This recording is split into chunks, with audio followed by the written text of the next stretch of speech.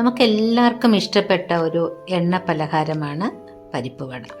അപ്പോൾ ഇന്ന് നമുക്ക് പരിപ്പ് വട എങ്ങനെ രുചികരമായി ഉണ്ടാക്കാമെന്നാണ് നമുക്ക് നോക്കുന്നത്.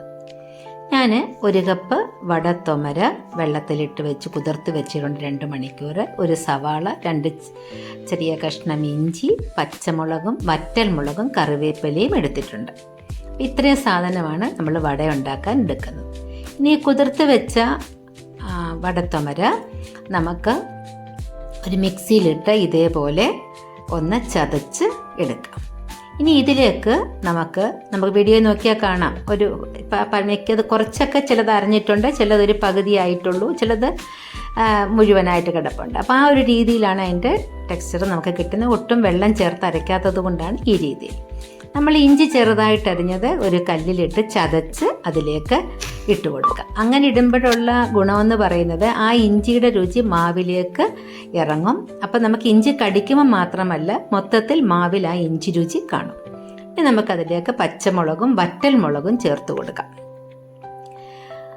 അത് പച്ചമുളകും വറ്റൽമുളകും കൂടി ഇടുന്നതെന്ന് പറഞ്ഞാൽ ആ മുളകിൻ്റെ ആ ചുമപ്പ് നിറമൊക്കെ നമുക്ക് അതിൽ കാണുമ്പോൾ നല്ല ഭംഗിയാണ്. അതുകൊണ്ടാണ് നമ്മൾ 2 മുളക് കൂടെ ചേർത്ത് കൊടുത്തത്. അടുത്തത് സവാള പൊടിയായിട്ട് അരിഞ്ഞതാണ് ചേർത്ത് കൊടുത്തത്. സവാളയ്ക്ക് പകരം നമുക്കൊരു 10-15 ചുമന്നുള്ളി വേണമെങ്കിൽ കനം കുറച്ച് വട്ടത്തിലരിഞ്ഞതും കൊടുക്കാം. കറിവേപ്പിലയും ചേർത്ത് കൊടുത്തു. ഇനി നമുക്ക് ആവശ്യത്തിന് ഉപ്പ് ചേർത്ത് കൊടുത്തു. ഇനി അടുത്തത് വേണ്ടത് കായപ്പൊടിയാണ്. ഒരു 1/4 സ്പൂൺ, വലിയ സ്പൂണിൻ്റെ 1/4 സ്പൂൺ ഇട്ട് കൊടുത്തു.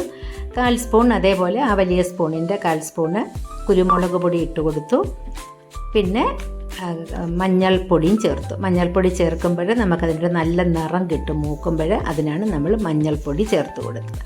ഇനി ഇതിനെ നന്നായിട്ട് കുഴച്ചെടുക്കുക. ഒട്ടും തന്നെ വെള്ളം ചേർക്കാൻ പാടില്ല. ഇത് നന്നായിട്ട് മിക്സ് ചെയ്ത് നല്ലതായിട്ട് കുഴച്ച് വീഡിയോയിൽ കാണുന്ന പോലെ ഇങ്ങനെ റെഡിയാക്കി വെക്കാം. ഇനി അടുത്തതായിട്ട് നമുക്ക് ഇത് ഉടൻ തന്നെ നമുക്ക് മൂപ്പിച്ചെടുക്കാം. കാരണം നേരത്തെ കുതിർത്ത് വെച്ചിരിക്കുന്നതാണ്. പാത്രത്തിൽ വെളിച്ചെണ്ണ ഒഴിച്ചു, അല്ലെങ്കിൽ സൺഫ്ലവർ ഓയിൽ, നിങ്ങൾ ഏതാണോ ഉപയോഗിക്കുന്ന എണ്ണ അത് നമ്മൾ എടുക്കുക. ഞാനിവിടെ നേരത്തെ ഉണ്ടയാക്കി വെച്ച് അതിനെ വട പരുവത്തിൽ പതുത്തി വെച്ചിട്ടുണ്ട്. അപ്പോൾ അത് നമ്മൾക്കിങ്ങനെ ഇട്ട് കൊടുക്കാം. അപ്പോൾ ഇതിനെ നമ്മൾ സാവധാനം എണ്ണയിലേക്ക് ഓരോന്നായിട്ട് ഇട്ട് കൊടുത്തു. ഒരു സൈഡ് നന്നായിട്ട് മൂത്ത് കഴിഞ്ഞതിന് ശേഷം മാത്രമേ തിരിച്ചിടാവൂ, അല്ലെങ്കിൽ ഇത് പൊടിഞ്ഞു പോകും. അപ്പോൾ അങ്ങനെ പതുക്കെ നമ്മൾ തിരിച്ചും മറിച്ചും ഇട്ട് നന്നായിട്ട് മൂപ്പിച്ചെടുത്തു. അപ്പോൾ ഇങ്ങനെ നമുക്ക് നല്ല രുചിയായിട്ട് വട ഉണ്ടാക്കാം. അപ്പോൾ ഇത് കൂടാതെ നമുക്ക് അന്നേരം വെളിച്ചെണ്ണ മൂക്കുമ്പം തന്നെ കൈ വെള്ളത്തിൽ മുക്കിയിട്ട് നമുക്ക് ഒരു ഉണ്ടയായിട്ട് കയ്യിലെടുത്തിട്ട് കയ്യിൽ വെച്ച് നന്നായി കൈവെള്ളയിൽ വെച്ച് പ്രസ് ചെയ്തിട്ട് നമുക്ക് ഇതേപോലെയും നമുക്ക് എളുപ്പം സ്പീഡിൽ ചെയ്യാൻ പറ്റും.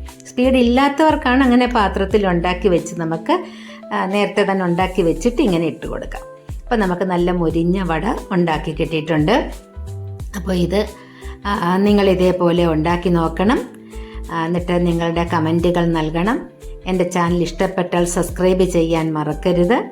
നിങ്ങളുടെ സപ്പോർട്ടാണ് എനിക്ക് ഏറ്റവും ആവശ്യമായിട്ടുള്ളത്. അപ്പോൾ താങ്ക് യു.